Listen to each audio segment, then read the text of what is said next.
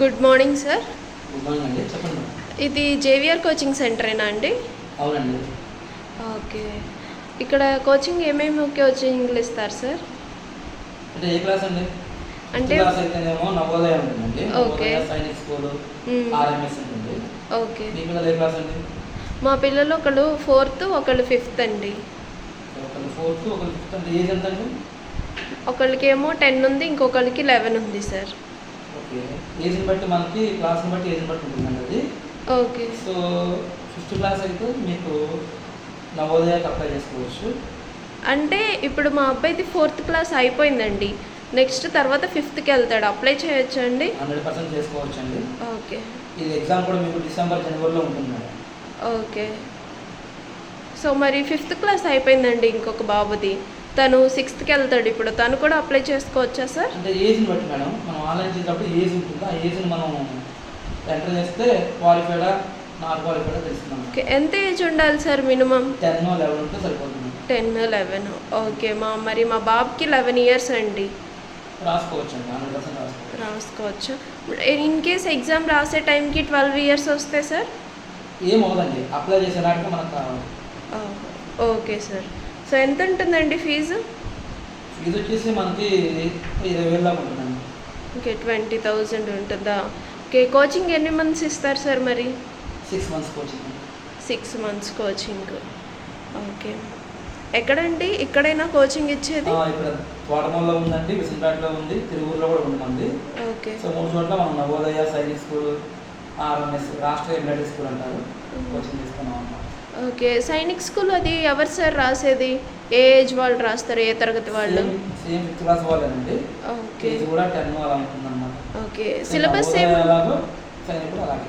Okay. Syllabus ఏముంటుంది sir? రెండిటికి అసలు డిఫరెన్స్ ఏంటి సార్? ఈ సైనిక్ స్కూల్కి నవోదయకి ఏంటి సార్ డిఫరెన్స్? నవోదయకి ఏమో 3 సబ్జెక్ట్స్ ఉంటాయండి. ఓకే. అర్థమెటిక్, రీజనింగ్, ఇంగ్లీష్ ఉంటుంది అనమాట.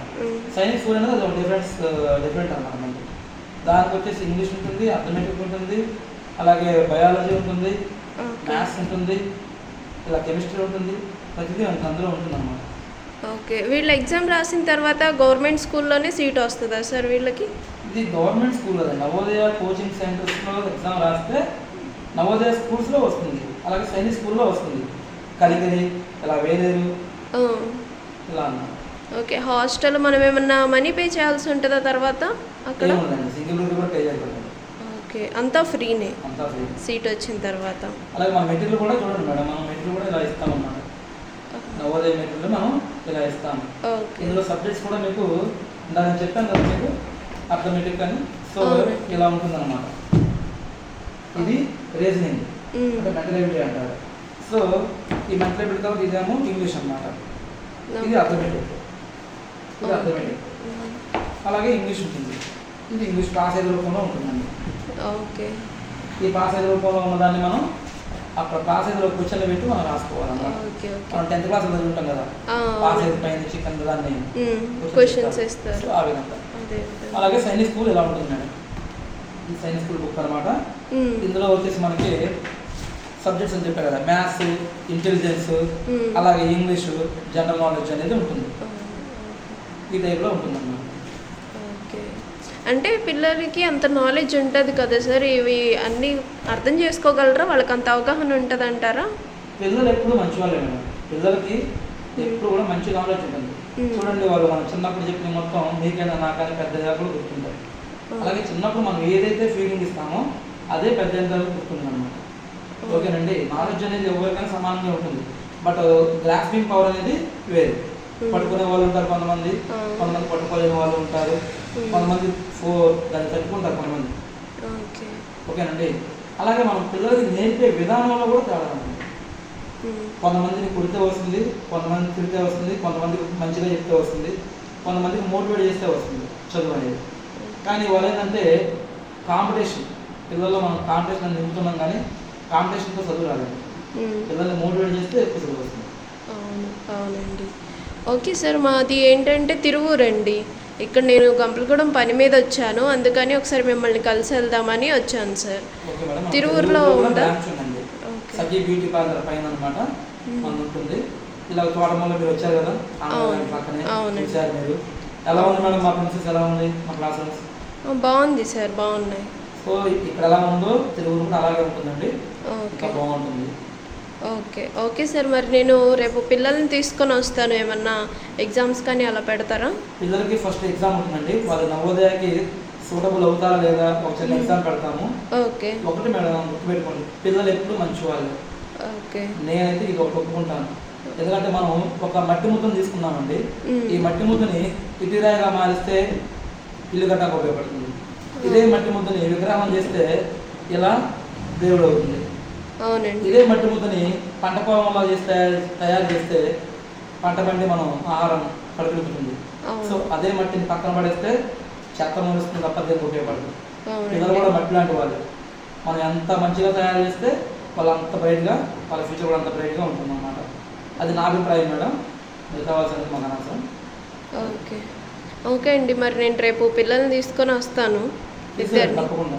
ఓకే, మా పెద్ద అబ్బాయికి ఏమో కొంచెం స్పోకెన్ ఇంగ్లీష్ అవి నేర్పించండి సార్, చిన్నవాడికి ఏమో నవోదయ. తప్పకుండా మేడం, స్లోగన్ కూడా బాగానే ఉంటుంది మన దగ్గర.